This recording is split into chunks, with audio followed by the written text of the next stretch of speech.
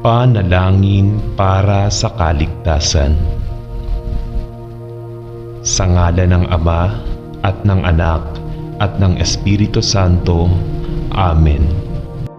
Mga taga-Filipos chapter 4 verse 6. Huwag kayong mga balisa sa anumang bagay, kundi sa lahat ng mga bagay sa pamamagitan ng panalangin at daing na may pagpapasalamat ay ipakilala ninyo ang inyong mga kahilingan sa Diyos. O aming Diyos, itinataas namin sa iyong kinalalagyan sa ikapitong langit ang panalangin ng aming kaligtasan.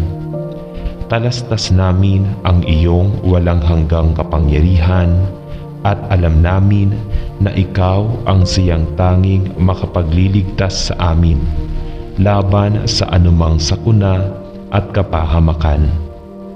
Panginoon, sa iyo po namin ipinauubaya ang aming mga katawang lupa upang bantayan ng lubos.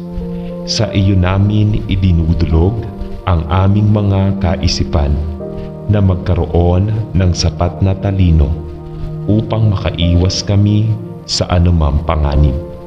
Sa iyo namin ipinapanalangin ang aming mga kaluluwa na maging malinis at ligtas upang maging karapat-dapat sa iyong harapan.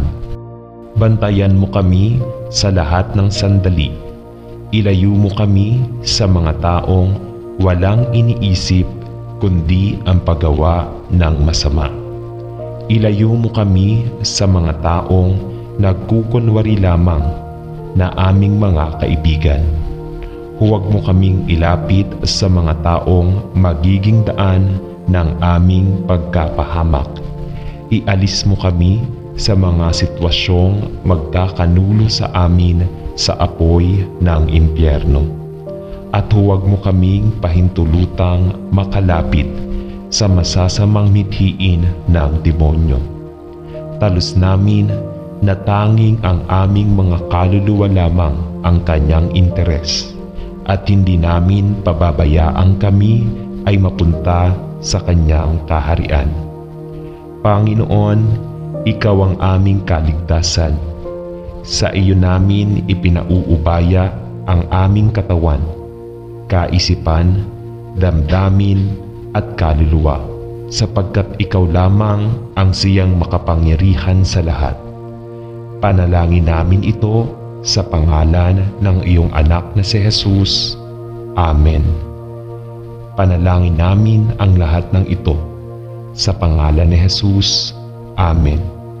Sa ngalan ng Ama at ng Anak at ng Espiritu Santo. Amen.